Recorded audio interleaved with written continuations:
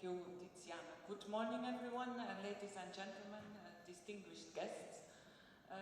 It's a pleasure to be here in Venice, and I would like to thank the organizers of this conference for giving ESPO the opportunity to present the code of practice, the ESPO code of good practices for cruise and ferry ports. In fact, to frame a bit, since 2010 in ESPO we have a passenger committee, and the belief was because as European Seaports Organization we focused, and we still are focusing a lot on the freight activities in the port, but we also realized that in fact next to the 3.8 billion goods that passes every year European ports, there are also 400 million passengers, both ferry and cruise passengers passing these ports. And the particularity is that it's in fact very different businesses, but it's one port authority who is covering both markets in a way. It's also a quickly growing market. We heard it from the CLIA speaker. And so in 2010 we had this passenger committee, but we wanted to step up our activity on cruise and ferry, and in 2014 we decided to create a network with the regional cruise port organizations, and the ones are Cruise Baltic, Cruise Britain, Cruise Europe, Med Cruise and Cruise Norway. So did those together with the members active in ESPO on cruise and passengers. And the idea was to have one voice for the European port authorities in Brussels. And the first work that we did, or the first exercise, was through a survey, identify the challenges that European ports are facing when they look at cruise and ferry. And based on these challenges, there were working groups established on each of these challenges, and good practices were developed. And in fact, I must say, with a real coalition of the willing, in less than 1 year and a half, we realized this code of practice on cruise and ferry. And the structure of the code follows the 5 challenges, which are port-city relations, infrastructure, cooperation in different aspects, the relations with cruise and ferry lines, and security. We also have attached to it a code, an annex to the code, with all examples illustrating the best practices. This is also a living annex, so if other ports have new examples, they can always pass it to us and we will add it to the list. And before entering into the 5 challenges, we also we zoomed a bit in the characteristics of cruise and ferry. And today I will certainly only concentrate on cruise. And what we see, for instance, is the link cruise and European tourism. That is certain.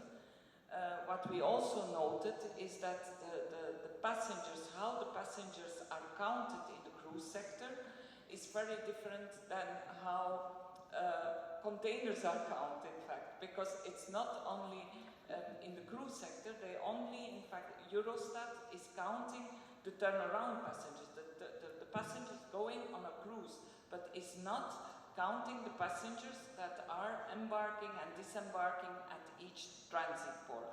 And this is an important element, because we think that if this would also be counted, this would really put the cruise sector in a different perspective, because there is not only an added value for the turnaround ports and cities, but also for all transit ports and cities. Then we also think it's important for cruise to acknowledge the repeaters value, the fact that many tourists that come on a cruise, 17% of them afterwards are visiting the region or the city on the land side. Then what we also see is cargo doesn't talk and passengers talk. So this is also always an aspect that you have to take into account when organizing cruise activities and ferry activities. And what is another typical element is that cruise activity is booming in Europe, and that we have really newcomers, that we have ports that before didn't have cruise or almost not, that were concentrating exclusively on freight, that now start to develop cruise activities and become at the same time a cruise port. So this to give you some characteristics which you probably, but just to reflect a bit. Then, if I look at the 5 challenges, the first challenge is port-city relationship. This is a big challenge. Most European ports are urban ports, and that makes them interesting cruise destinations. And it's also a fact that if you look at the cruise activity, it's always, most of the time, the activity that is closest to the city, which has the positive effect that, in fact, through the cruise activity, the people in the town still feel the port, because other activities have been pushed away out of the town. But of course, the counterpart is also that the externalities of cruise activities are felt the most by the citizens. So then another point is that if you have a port of arrival, is in some cases not the must-see attraction. So there you would have that some cities in Europe are really port cities where a lot of cruise ships are arriving, but people then go with the bus to another town because the must-see is some kilometers behind inland. So this is also a challenging situation for the port city, let's say. The solutions, we have said that you have to close the gap between the two worlds, the world of the cruise passenger and the citizens. You have to cross this world. How can you do that? By, for instance, bringing a bit of the town in the terminal, in the port terminal, but also a bit by involving the local population in the cruise event, let's say. If a big cruise is arriving in a port, organize an event with music or whatever, and a local population can also enjoy this activity and be a part of that holiday experience, let's say. Then also work on sustainability. We heard it in the previous speeches also from the Port of Venice, that a lot has to be done and is being done to be proactive on sustainability. Manage the congestion in the port and around the port. If ships are arriving, that you can do something with infrastructure to alleviate the city traffic, for instance. Another thing is also linked to this congestion is that you're in a very seasonal activity, so with peaks in the summer, so this also adds on the challenges. Then we also had one topic in the quote, we speak about educate the stakeholders and educate the passengers. In a way, we believe that cruise passengers at some point through the cruise lines maybe have to know what is to be expected in a town, and also have some way of behaving, not behaving, but a way of realizing that they come with big groups in a town at a certain moment, and that this can be a challenge. On the other hand, the local population also has to be informed about what it means, what is the added value of the cruise for the economy, so that they also accept it better. The second challenge is infrastructure. Ports in general have a lot of infrastructure challenges. We all know they have to invest in extra capacity, there is the increasing size of the ships, there are environmental requirements that imply new investments in infrastructure. There are the security challenges that imply additional infrastructure. But for passenger ports that welcome passengers, there is an additional challenge, and that is that they have to work on a certain look and feel. In fact, if a cruise passenger is arriving in a town, in a cruise port town, then the first face that he or she is seeing is the port. It's the first image of what he's visiting. So it's very important that this port has also a kind of welcoming aspect. So there they have to be dressed to impress, let's say, to work on this image. Then there are some there is also cruise-specific infrastructure for turnaround ports, like having enough parking space, other challenges for transit ports. So as I said, this dress to impress is very important. What is also important is that port infrastructure, planning it and developing it, it's a very long process. There is a permitting process, there is a financial aspect, so it's a very long process, and it's sometimes very difficult to match with the quickly changing market needs from the cruise liners. So therefore also dialogue at a very early stage is important. Hinterland connections is an important aspect. What I also said to alleviate, in fact, also the traffic on the land side.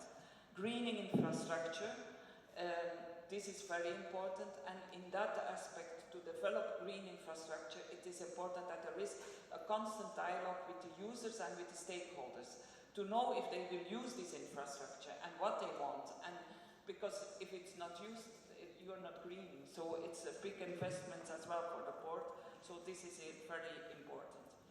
We heard a bit, and I want to expand on that, on the problem of the adequacy of the port reception facilities. We believe as ESPO that we have to go beyond the generalities. We have generalizations. We have to look at the specific problems, and also there the shipping lines can help us, because as you know, in the directive on waste reception facilities, there is a complaint foreseen. So if there are issues, then the users should also fill in the complaint forms, and allowing the ports also to know where exactly the problem is. The third challenge is cooperation. Cooperation in different aspects, different angles. First, there is the cooperation between different ports.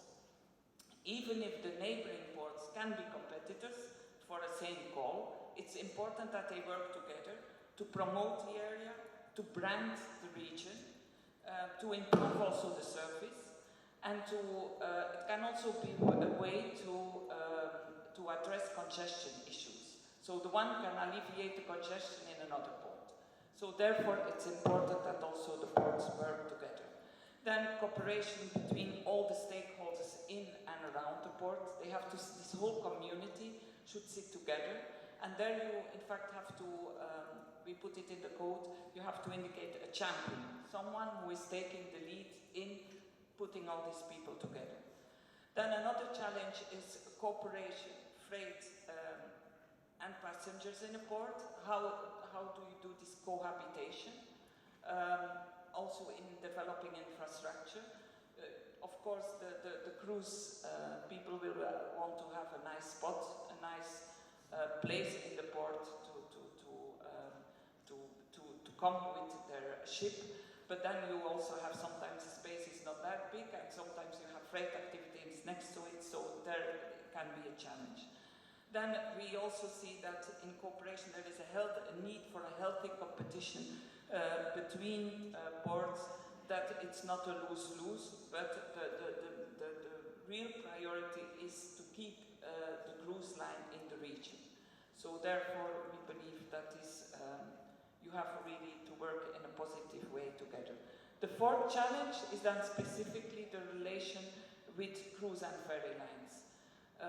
We see that in the cruise and ferry sector, a lot of port authorities are also the operator of the terminal. That's very different with the freight activities, where in fact most of the European ports are landlord ports, but for cruise and ferry we see that they are still operator of the terminal.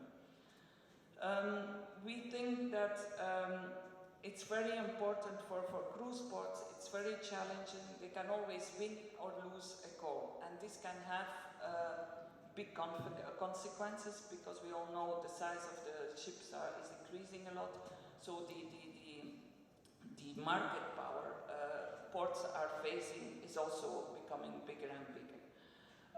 In the code we propose to work on a long-term relationship, to also work with the cruise lines to see that you can optimize schedules and itineraries. Ports and lines and cruise lines should also work together on addressing policy issues. Now we sometimes see a bit, it's the ports, the cruise lines say this is not working well in the ports. But in fact the ports, it covers the whole land side, whereas in fact it's not always just the port, but maybe the the legislation on the land side that can create a difficulty or an inadequacy, let's say. Then we also believe that there is a big role of ports and cruise lines working together to work on the image of the sector as a whole. So there we think, and I support also what Clea was saying, there is a need for dialogue, constant dialogue and communication with the cruise lines. The last challenge is a very topical one, let's say, because it's unfortunately getting more and more important. It's the security challenge. 9/11 has changed a lot, and the current climate is also confirming or even strengthening the need for a good security measures. We also have the whole debate on maybe on the Schengen issues that are again put into question, and so that this is very important. And there we think that we call it applying the law with a smile is an important issue, because why? Cruise passengers are on holiday, they want to have a relaxing time, they don't want to be stressed. Again, also the people who are responsible for security in the port, for doing the security the checks, are often not the port authority, so it's a different authorities. But if you have a bad experience with the security in a port, then you will say it's not a nice port to come to. So therefore, it's also important that there is this dialogue with the immigration, customs, counter-terrorism services who are active in the port. Then we also believe, in fact, that you could do something to turn in this challenge of security into a marketing tool.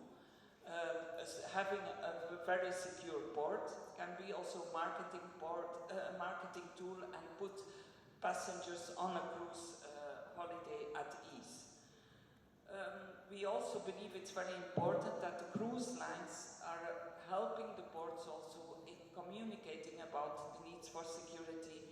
There should also be, from the port side, a strategy to communicate about changing security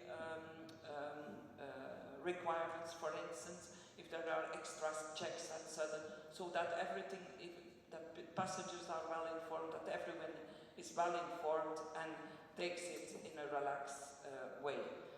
So it's a bit too short to I'm long already, but too short to go into the whole content of the code. And I think if everything goes well, you would have received the code, or it's in your bag or something. But I hope this code is in fact, it's a starting point, a reflection of port authorities on challenges for cruise activity. We reach really our hand, let's say, to all the other stakeholders and want to open the dialogue with the other stakeholders. I would like to thank all the people who participated in making this code, and I see many familiar faces here in the room. Also, Tiziana has worked very actively on the code.